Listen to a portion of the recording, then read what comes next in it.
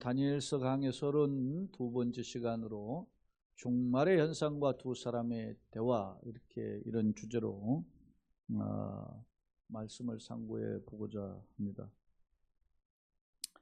자, 서로는 함께 읽겠습니다. 다니엘 11장에서 남방왕과 북방왕의 갈등은 예루살렘을 중심으로 한 세상 권력의 흐름을 보여줌을 살펴보았다. 자, 주목할 점 10장과 11장이 큰 전쟁에 관한 소식이고, 이것 때문에 다니엘의 힘이 쭉 빠졌죠. 그런데 세마포 이분이 전쟁에 관한 내용을 해석해 주어서 그 내용을 알 수 있는데, 역사적으로 이제 진행되는 과정을 대입을 해서 우리가 그동안 살폈어요. 그렇지만 성경에서는 그 역사의 인물을 구체적으로 누구라고 거론하지 않아요. 한 명도. 그런데 우리가 그런 흐름에 보면 이 시대가 요 시대의 사람이구나 하는 것을 엿볼 수가 있어서요. 그런데 중요한 것은 왜 이 남방왕과 북방왕, 특히 11장에서는 그 전쟁에 대한 내용이 계속되는데, 남방왕과 북방왕이 왜 굳이 이렇게 싸우느냐.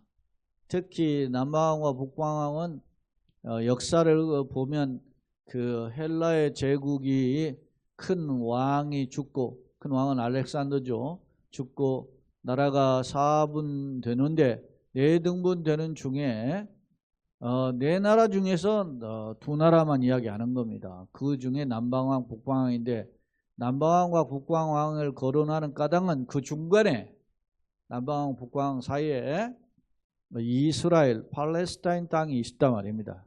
원래는 처음에는 북방왕 영토였어요. 북방왕은 시리아를 중심으로 한 셀루쿠스 왕조고, 남방왕은 이집트를 중심으로 한 톨레미 왕조인데, 그런데 이 남방왕, 북방왕이 서로 이제 처음에는 결혼 동맹으로 사이좋게 지내다가 남방왕이 그 계약을 파기하고 북방으로 쳐들어가서 그 우상을 다 무너뜨리고 그 금은 보화를 빼앗아 온단 말입니다. 그러자 이제는 북방왕이 이제 또 힘을 키워서 남방을 공격하고 하는 과정들이 나오는데, 그 과정 중에 한 왕, 특히 비천한 자로, 비열한 자로 소개된 그 왕 한 사람의 이야기를 하고 있는데, 그 왕이 우리가 역사 속에 보면 안티오쿠스 4세라, 자칭 안티오쿠스 에피파네스라고 명칭했지만 정확히 역사의 인물은 안티오쿠스 4세인데, 에피파네스는 신의 현현, 나는 신의 대신자다 이렇게 표현하는 표현이지만 하도 악질을 많이 했기 때문에 에피파네스가 아니고 에피마네스라고 하는 불렸다 그러잖아요. 악한 자, 나쁜 놈, 미친 놈, 뭐 이런 뜻을 가지고 있는 뜻으로 불렸단 말입니다. 근데 그게 역사 속에서 살펴보면 이 안티오쿠스 4세가 이 성전에 그 거룩한 땅이라고 나오고 영화로운 땅이라고 표현되어 있어요. 우리가 10장 11절 계속 살펴보면 그 땅을 어지럽히고 거기에 우상을 갖다 놓고, 실제로 제우스 신상 갖다 놓고 그런 돼지머리 갖다 놓고 그런 것을 했고, 이스라엘을 상당수를 수만 명을 죽이고 이런 핍박했던 왕으로 역사 속에 나오거든요. 아마 그 사람을 상징하는 것으로 하는 것이 전통적 해석입니다. 그런데 1차적으로는 이 안티오쿠스 에피파네스 4세에 대한 행적인데 이스라엘을 핍박하죠. 이스라엘을 무너뜨리죠. 그런데 이건 결국 궁극적으로는 누구를 상징하느냐. 오늘날 그리스도가 오셨고 다시 오실 그리스도를 준비하는 우리 성도들에게는 이 안티오쿠스와 같은 사람은 어떤 사람이에요? 적그리스도죠.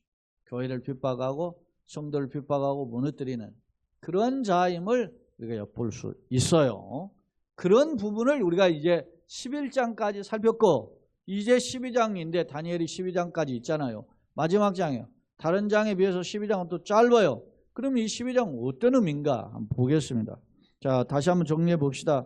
다니엘 11장에서 남방왕 북방왕의 갈등은 예루살렘을 중심으로 하는 세상 권력의 흐름을 살펴보자.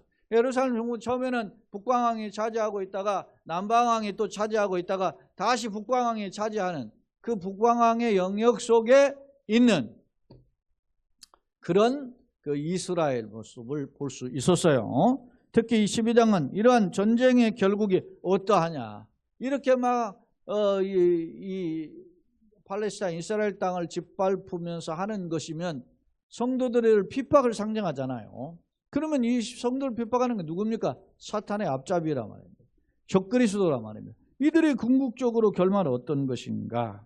자, 12장은 1장부터 11장까지 전체의 결론이기도 하고, 그리고 12장은 이러한 일 중에서 보세요. 지금 다니엘이 소년 시절에 1장에 보면 끌려가잖아요. 그래가지고 왕의 진미를 먹지 않겠다고 소년 때 뜻을 정해가지고 있지 않습니까? 그러니까 그때 다니엘을 통해 가지고 하나님의 살아계심을 경험하게 되잖아요. 자, 다니엘이 어떤 신분이에요? 바벨론의 포로였어요. 그런데 하나님은 다니엘을 통해서 하나님의 살아계심을 보여준단 말이에요. 또 다니엘의 새 친구를 통해서 하나님 살아계심을 보여주시고, 예? 그래서 소위 말하면 풀무불의 사건이라든지, 또 뭡니까 사자굴의 사건이라든지, 예? 그리고 또 손가락에 나와가지고 쓰는 메네메네 대결 우바라신이라든지, 이러한 뭡니까 이러한 것들을 통해서 나타나는 일들. 근데 역사를 보면 바벨론의 느부갓네살 왕은 바벨론 왕이죠. 그죠? 그 다음에 벨사살 왕도 바벨론의 마지막 왕이죠. 근데 다리오 왕 나오죠. 지금 사자굴에 던질 땐 다리오 왕 아닙니까? 다리오 왕은 어디입니까? 메데와 파사 제국의 소위 연합국 쪽에 속한 페르시아 파사 제국의 초대 왕자인 고레스의 장인 겸 외삼촌이라고 그런 시절이 있고, 또 이 지금 환상을 우리가 10장 11장 환상을 보면 고레스 3년으로 나와 있다. 바사 제국에 있었을 때. 그러니까 역사를 보면 소년 다니엘이 언제 바벨론 때 끌려와 가지고 할아버지가 돼 가지고, 고레스 왕은 지금 할아버지가 된 거야 지금. 최소한 아마 80대 후반 된 때예요 지금. 그랬을 때 나타나는 환상. 자, 그러면 보세요. 소년 다니엘의 나라가 망해가지고 끌려갔었는데, 끌려간 그때 1차 포로 끌려갔는데 70년 만에 포로로 귀환했죠. 포로로 귀환한 이스라엘 나라가 행복해야 되잖아요. 그래, 행복하지 않다. 페르시아를 거치고 또 헬라라는 나라를 거치는데 오히려 막 이스라엘이 짓밟힌다. 오늘 또 7절에 보면 그 이스라엘의 모습, 짓밟히는 모습, 이건 궁극적으로 이 땅을 사는 성도들의 그 고난에 대한 이야기도 담겨져 있어요. 이중이법이거든요. 그런 모습 우리가 어떻게 살아야 되느냐, 이런 방향성을 함께 함축적으로 보여주는 성경이 다니엘서 12장이라 1장부터 12장까지고 12장은 그 결론에 해당한다. 자, 다시 서론을 와서 특히 이러한 본문은 대적자 이제 안티오크 4세죠. 바락극에 따른 큰 환란의 때에 하나님 누굴 보내? 지금 오늘 12장 보면 미가엘 보내죠. 보내사 백성들을 구원할 것임을 약속하는데, 이는 종말의 궁극적인 승리를 예표하고 있는 거죠. 그러면 그 내용을 한번 살펴보자 하는 것입니다. 자, 그때라고 하는 것인데, 그때는 소위 안티오쿠스 4세이고, 역사적으로 보면 안티오쿠스 4세는 역사적으로는 안티오쿠스 4세지만 궁극적으로는 누구를 예표해요? 하나님의 나라를 대적하는 적그리스도를 예표한다 그랬죠. 그러니까 사탄의 나라가 발악을 할 때 그런 뜻이에요. 내 민족을 호위하는 뭐요? 내 민족은 누구예요? 지금 다니엘이 지금 보고 있으니까 다니엘의 민족을 호위하는 거니까 이스라엘 민족을 호위하는 누구? 큰 군주 미가엘. 그러니까 하나님의 천사장, 하나님의 천군의 천사장 미가엘이 일어날 것이요. 그러니까 하나님이 이제 천사를 보내는 겁니다. 또 환란이 있으리니 이는 개국 이래로 그때까지 없던 환란일 것이며, 이 환란이 보통 환란이 아니다. 사탄은 마지막 시대에 발악하죠. 그렇게 발악할 것이며 그때는 계속 그런 사탄의 발악 때 적그리스도를 통해서 대환란이 일어나는 때에 내 백성 중에 책에 기록된 모든 자가 어떻게 해요? 구원을 받아요. 아무리 사탄이 발악을 해도 하나님의 백성은 구원을 받을 것이다. 하나님의 군대 천사장인 미가엘을 보내서 그를 지키시고 환난 때이지만 지키시고 구원받게 하실 것이다. 이런 말씀을 하고 있어요. 자, 땅의 2절 땅의 티끌 가운데에서 자는 자 중에서 땅의 티끌은 뭐고 자는 자는 뭐냐 이렇게 볼 때에 여기에서 표현하고 있는 이 말씀은 이런 것이죠. 사실은 우리 세상 속에서 자는 자 중은 뭐냐면 이미 뭐 죽은 사람들이에요. 그러니까 옛날에 살던 사람들 지금 다 심판날에 다 살아난다 그러잖아요. 그래서 악인은 뭐요? 심판의 부활로, 의인은 생명 부활로 나오래요. 요한복음 5장에도 나오죠. 자, 땅의 티끌 가운데 자는 자 중, 자는 자는 죽음을 가리키잖아요. 죽은 자들 가운데서 많은 사람이 이제 깨어나 영생을 받는 자도 있고, 그죠? 오른편에 양과 왼편에 염소로 갈라놓으니까 영생을 받는 자도 있겠고, 수치를 당하여서 영원히 부끄러움을 당할 자도 있을 것이다. 왼편에 염소는 슬픔을 밀감이 있다 그러잖아요. 그렇게 구분이 되는 마지막 심판 날에 최후의 심판대 앞에 서는 거예요. 그래서 제가 교재에도 뭐 백보자 심판 이렇게 적어놨는데 그런 심판이 펼쳐지게 될 것임을 이야기합니다. 자, 그렇게 될 때, 자, 3절 지혜 있는 자는 지혜 있다라는 말은 뭡니까? 하나님의 약속을 붙잡고 이 세상에 흥청망청 살지 않은 자였죠. 세상은 세상 권력이 막 최고로 나가니까 어떻게 합니까? 세상 권력에 줄을 선다 말입니다. 거기에서 막 그게 제일 있냐? 바른 말 하지도 못하고 그냥 아부하면서 어느 나라 마찬가지예요. 전쟁이 일어나고 있는 러시아의 푸틴 거기 하면 바른 말 합니까? 오히려 뭐 전쟁이 일어나면서 지는 국민들은 몇십만 명씩 죽는데 지는 오래 살 수 있는 법을 연구해 보라고 뭐 과학자들한테 지시했다잖아요. 그 미친놈이지. 국민들은 천하보다 귀한 한 생명이 천하보다 귀하잖아요. 국민들이 죽어가면 우리나라 같은 거 보세요. 최상병이라고 해병대 그거 뭐 홍수 나가지고서나 그렇게 해서 인간이 수색을 하다가 그렇게 해서 그냥 뭐 안전장비 없이 수색하다가 이렇게 실종된 사람 아니에요.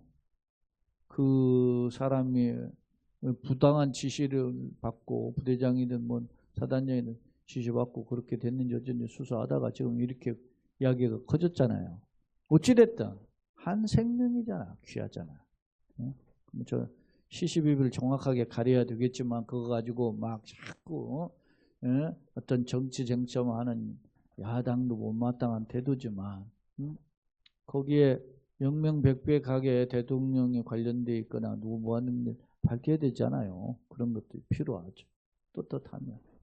근데 이런 거 가지고 하니까 막 물고 늘어지잖아요. 야, 지금 벌써 그 젊은 친구가 죽은 지 1년이 넘었는데.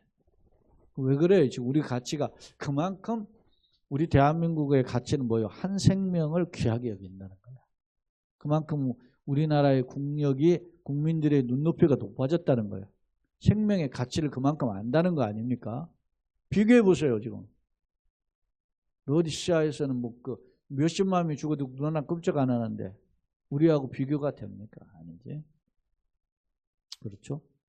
이번에 지금 이스라엘에도 그 하마스에 납치된 사람들 뭐 한 250명 납치되었는데 그 등에 이제 한 100여 명 돌아왔고 아직도 뭐 몇십 명 죽었고 아직도 한 100여 명 남았을 것이라 추정했는데 그 중에 최근에 며칠 전에 6명이 최근까지 살아있다가 죽었다잖아요. 그러니까 지금 막 그 이스라엘 전역에서 70만 명이 막 일어나서 전쟁 그치라고 데모한다잖아요. 왜 그래요? 그 악의 자기네들 이 시각에 벌써 악의 축으로 보는 하마스를 몰아내는 거 중요하지만 국민들 지금 남은 사람들 살리는 것 중요하다는 거야. 그것을 위해서 노력하라 그런 축구 아니겠어요? 왜 그럴까? 지금 이야기가 좀 확대됐지만 이렇게 한 생명이 소중하다는 거야. 그런 가치를 있어야 된다. 천하보다 한 생명 귀하다 그러잖아요. 여러분 천하 놓고 내 생명이 무슨 유익이 있어요? 아무 유익이 없어요. 내 생명의 가치는 그만큼 유익하다면 국민 한 사람 한 사람을 소중하게 생각하는 그런 마인드가 필요하다. 누가? 국가 지도자가. 그런 마인드가 필요하다. 안타깝죠. 이야기가 확대됐지만 여기 보세요. 자, 지혜 있는 자. 지혜 있는 자는 뭡니까? 세상에 다 지금 뭡니까? 권력에 의해서 막 핍박을 하고 하니 거기 아부한단 말입니다. 거기 줄을 섭니다. 거기서 한 자리는 얻어볼까? 그런데 나는 어떻게? 이거는 사탄의 때는 아무리 바라가지만 핍박하고 힘들게 하지만 그는 일장 중문 불구하다. 잠시 있다가 사라질 것에 불구하다. 그렇게 분별하는 사람들을 지혜 있는 자죠. 그렇게 하고 누구를 바라봐요? 진정한 생사와 화복의 주인이신 하나님을 바라봅니다. 그 지혜 있는 자는 궁창의 빛과 같이 빛날 것이다. 궁창의 빛은 밝은 빛은 찬란하잖아요. 그럼 빛날 것이고 또 많은 사람을 옳은 대로 돌아오게 한 자. 많은 사람을 옳은 대로 돌아오는 진리가 뭔지를 알려주는 거 아닙니까? 그렇게 한 자는 별과 같이 영원토록 빛나리. 다시 말하면 생명의 약속을 붙잡은 자죠. 이 지혜 있는 자와 많은 사람을 옳은 대로 돌아오게 한 자는. 이러한 사탄의 발악으로 현실은 그 사탄의 줄을 서야만 되는 상황이지만 그러나 그럼에도 불구하고 생사화복의 주인 누구예요? 하나님이죠. 다니엘이 오죽하면 말이지 힘이 빠져가지고 세일 동안 힘 빠져가지고 음식을 제대로 못 먹잖아요. 왜? 아니 나라가 말이지 지금 해방이 돼가지고 사람 돌아갔는데 그 나라가 여전히 미래에 되어질 일도 저렇게 참담한 일을 겪으니까 얼마나 힘 빠지겠습니까? 다니엘 입장에서 보면. 그런데 그런 상황에서도 포기하지 않고 하나님의 약속에 붙들려서 다시금 서고자 하는 사람, 그게 지혜 있는 사람이에요. 그리고 많은 사람을 옳은 대로 돌아오게 하는 사람. 그 사람 뭐요? 우리에게 누군가에게 예수 생명을 전해주고 우리가 이 힘들고 어려운 역경의 시대에 예수님 붙잡고 다시 일어섭시다. 이렇게 하는 사람은 별같이 이게 그러니까 이제까지 10장 11장 막 계속 제가 역사를 계속 소개했잖아요. 이스라엘 백성들이 말이지 안티오크 4세 같은 경우는 말이지 남방으로 원정 떠났다가 돌아오면서 패배하고 돌아오면서 막 화딱증 나니까 유대인들은 상당수를 죽였잖아요. 수만 명을. 그런 일이 벌어지고 얼마나 비참합니까? 그런데도 하나님의 약속을 붙잡고 주님 무지않았어요. 제가 이렇게 목회를 하다 보니까 참 뭐 이렇게 사실을 이렇게 이론적으로 이렇게 돌아보면 내가 한국에서 목회하고 이서울 같은 곳에 좋은 곳에서 목회하고 저는 참 귀한 목사예요. 근데 사실 이렇게 보면은 참 힘들잖아요. 여러분 목사 고생 다른 목회자들보다 고생하는 거 아니겠어요? 사실 이 어려운 길을 걸어가면서. 근데 제가 무슨 뭐 명예를 얻고 뭐 물질을 얻고 누구한테 박수 받는 이 자리입니까? 아유 저 무능한 목사 아유 저렇게 몇십 년 되는 1년에 한 명 왜 이렇게 생각해 보세요. 1년에 한 명씩만 전도해도 29년 30명이면은 30명이 앉아 있어야 된다니까. 산술적으로 생각해 봐. 그렇게도 못하는 목사 얼마나 비아냥거리겠어요. 그러나 묵묵히 하나님만 바라보고 산다는 게 쉽지 않습니다. 근데 오늘 이 다니엘서 12장 3절이 없었으면 어떻게 했겠어요? 이 약속이잖아요. 다시 한번 읽어봅시다. 지혜 있는 자는 궁창의 빛과 같이 빛날 것이요 많은 사람을 옳은 대로 돌아오게 한 자는 별과 같이 영원토록 빛나래. 이게 약속이에요. 약속. 그러면서 4절에 다니엘아, 마지막 때까지 이 말을 어떻게 해요? 간수하고, 응? 간수하고 참 보관하라는 거예요. 붙잡으라는 거죠. 이 글을 어떻게 해요? 봉함하라. 이게 진리예요. 깨달은 사람들만 알게 되는 거죠. 간수하고 봉함하라. 봉함하라는 게 하참이라고 하는 게 도장을 찍어가지고 딱 하라는 거예요. 책임지고 지켜라는 거죠. 이게 하나님 약속이라는 말입니다. 이 말이 사실은 엄밀히 말하면 하나님의 예언의 말씀을 끝까지 붙잡는 자에게는 성취할 것이다. 그렇게 약속하는 거죠. 그러면서 많은 사람이 빨리 왕래하며 지식이 더하리라. 이 표현에 대해서 빨리 왕래한다는 것은 많은 사람이 막 동분서주하면서 뭐 진리가 뭔지 알려고 막 노력한다는 거예요. 공부도 많이 하고 노력하는 거예요. 그리고 지식이 더하리라. 이 말은 뭡니까? 뭐 이렇게 노력해서 뭐 연을 깨달으려고 이렇게 동분서주할 거예요. 그러나 진리는 어떻게 되어 있어요? 봉함되어 있다. 감춰진 비밀이에요. 이게 우리가 하나님 앞에 내가 공부한다고 되는 거 아니잖아요. 은혜가 임해야 깨달아지는 거지. 고넬료의 가정들, 친구가, 친척들이 그 베드로가 하나님 말씀을 들을 때 은혜가 임하잖아요. 무슨 뭐 공부하고 연구한다고 되는 게 아니에요. 물론 그렇게 필요하지, 노력이. 그러나 여러분 세상에 석박사 되고 박사 몇 개 받는다고 진리를 압니까? 오히려 진리를 왜곡하지? 이런 시대에 우리가 하나님 은혜를 깨닫게 하여 주옵소서. 필요하다 말이에요. 자, 거기까지가 이제 오늘 크게 두 단락으로 나누면 첫 번째 단락이에요. 그 다음에 이제 5절로 7절은 이제 한 사람과 두 천사와의 대화에 엄밀히 말하면 저는 이제 두 사람의 대화 이렇게 표현을 했는데 엄밀히 이야기하면 한 세마포를 입은 한 사람과 두 천사와의 대화예요. 두 천사가 세마포를 입은 사람에게 질문하는 내용이고 그에 대한 답변임을 알 수 있어요. 자, 한번 봅시다.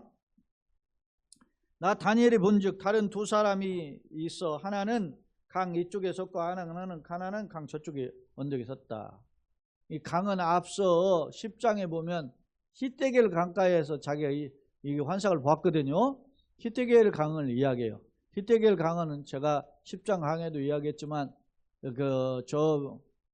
베르시아만에 두 강이 있죠. 오른쪽에 동북쪽으로 흐르는 티그리스 강, 왼쪽에 서북쪽으로 흐르는 유프라테스 강이 있는데 이 히데겔 강은 티그리스 강을 가리킨다 그랬어요. 그러니까 거기에 이제 한 천사가 있는데 지금 이게 다니엘의 환상 보는 그 자리예요. 있는데 이 놀라운 일의 끝이 어느 때까지입니까? 물어요. 그러니까 내가 들은즉 이제 세마포를 입고 강물 이게 두 천사 중에 하나가 이거 물으니까 세마포를 입고 강물 위쪽에 있는 강쪽 한쪽 끝에 양쪽에 있는 두 천사 중에 한 천사가 이제 세마포를 입은 사람이 물으니까 세마포를 입고 있는 분은 강물 위쪽에 있는 사람인데 이 사람은 앞서 세마포를 입었던 그 근거에 비추어 보면 누구냐 하면 앞서 성경에 제가 교재도 잠깐 소개했는데 10장 5절 6절에 있네요. 거기에 보면 10장 5절 6절에 그 옷을 입은 형용한 표현이 나오는데 학자들의 견해가 크게 두 개예요.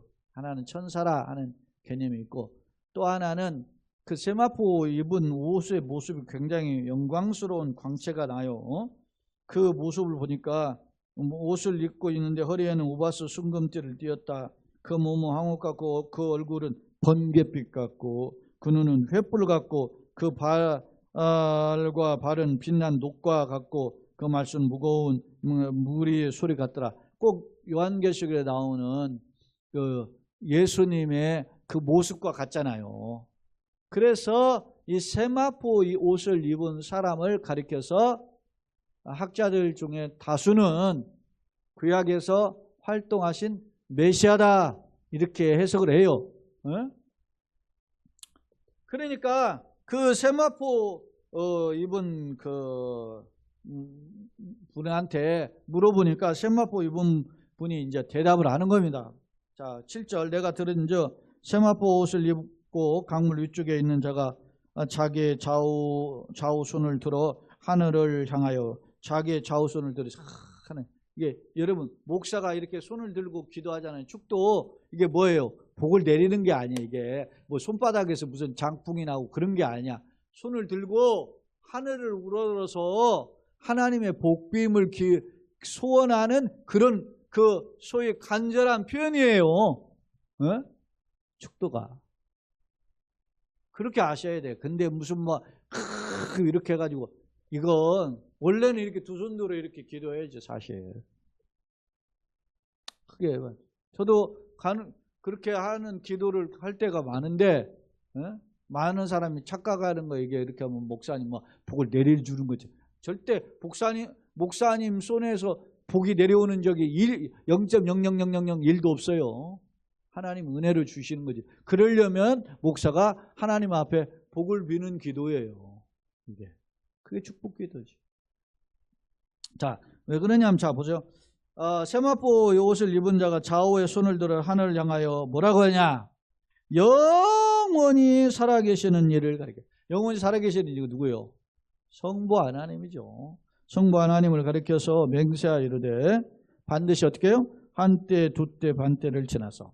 한때 두때 반때를 보통 뭐 한때를 1년 뭐 그렇게 보니까 한때면 1년, 두때는 2년, 반때는 반년 이렇게 해서 이걸 3년 반 뭐 이렇게 해석하기도 하고 그래요. 그래서 이때를 지나서 성도의 권세가 다 깨지기까지니 그랬어요. 성도의 권세가 다 깨진다는 말이 뭡니까?